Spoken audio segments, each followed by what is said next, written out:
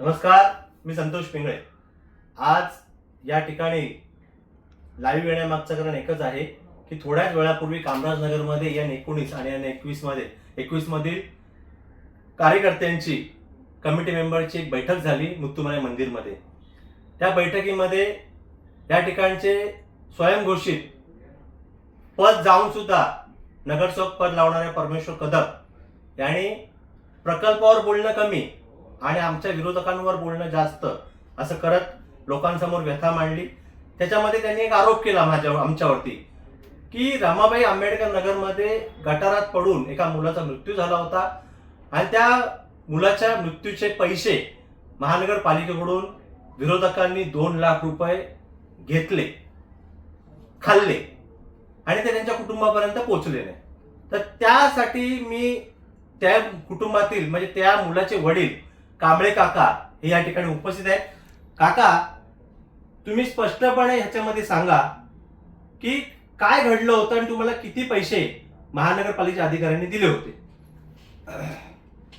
माझा मुलगा गटारात पडल्यानंतर बाकी दुसरे कुठलेही कार्यकर्ते आले नाहीत किंवा नगरसेवक आले नाहीत, कोणताही असा सामाजिक कार्यकर्ता आला नाही। त्या ठिकाणी माझे पिंगळे साहेब धावून आले, त्यांच्या कानावर ही गोष्ट गेल्यानंतर ते धावून आले, हॉस्पिटलपर्यंत धावून आले।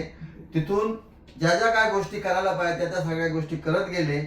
परत माझं काम अडचणीत येत होतं म्हणून पोलीस स्टेशनला, पंतनगरच्या पोलीस स्टेशनपर्यंत आले 2-3 वेळा। त्या ठिकाणी आल्यानंतर तिथं देखील पोलिसांना सांगितलं, बघा चुकीच्या मार्गाने काय करू नका, योग्य मार्गाने सगळं काय कराल ते करा, अहो माणूस गरीब आहे। आणि त्या व्यक्ती पिंगळे साहेबांनी मला त्या ठिकाणी एन वॉर्डमधून 1.5 लाख मिळवून दिले। 1.5 लाख मिळवून दिले। त्याच्यामध्ये ज्या वेळेस आम्ही तिथे गेलो एन वॉर्डला, त्या टायमाला पद्धतची चहा पाजून, मला चहा पाजून माझं ते काम करून माझ्या पद्धतची चहा देखील ते पिले नाहीत किंवा 1 रुपया माझ्याकडून घेतलेला नाहीये, 1 रुपयाही। समजलं, सगळी कामं अशी केलीत निस्वार्थीपणाने, त्यांच्याकडे कुठल्याही प्रकारचा स्वार्थ भरलेला नाहीये आणि ती व्यक्ती स्वार्थी नाहीये। पिंगळे साहेब आमचे स्वार्थी नाही आहेत। 1 रुपया नाही घेतला, 1 रुपया किंवा चहा देखील नाही माझ्या पैशाची पिले। ते स्वतःच्या पदरच्या पैशाने चहा पाजली आणि मला कामं करून दिली, मला 1.5 लाख मिळवून दिले आणि तेही एन वॉर्डमध्ये त्या साहेबाच्या हाताने माझ्या हातात दिले। पिंगळे साहेब बोलले माझ्या हातात नको, तुम्ही ज्याला द्यायचे त्यालाच द्या। पिंगळे साहेबांनी जसं सांगितलं, मग त्या व्यक्तीने, त्या साहेबांनी माझ्याकडे 1.5 लाख रुपये दिले आणि ते पैसे माझा नातू देखील माझ्यासोबत होता, बारका नातू। मी त्याच्याजवळ ते पैसे दिले, म्हटलं हे घे, पॅन्टीला तुझ्या चेन आहे ना, त्या चेनीमध्ये तिथं ठेव आणि ती चेन लाव, पैसे पडले नाही पाहिजेत म्हणून। मी स्पष्ट सांगतो, पिंगळे साहेबांनी 1ही रुपया त्यातला खाल्लेला नाहीये। मला चांगल्या पद्धतीने 1.5 लाख रुपये मिळवून दिले निस्वार्थीपणाने। या ठिकाणी आता बघितले काकांनी काय स्पष्टीकरण केलेलं आहे आणि संतोष पिंगळे स्वभाव असा आहे, कुणाच्या मैतावरचं टाळू खाणारा संतोष पिंगळे नाही।